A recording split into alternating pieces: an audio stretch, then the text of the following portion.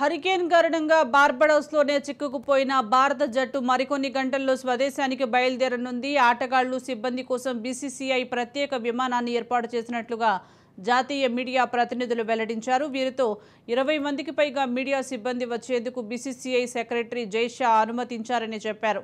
ఈ క్రమంలోనే మీడియా వారు ప్రత్యేక ధన్యవాదాలు తెలిపారు. కాగా రేపు ఉదయం కల్లా విమానం ఢిల్లీ చేరే అవకాశం ఉంది.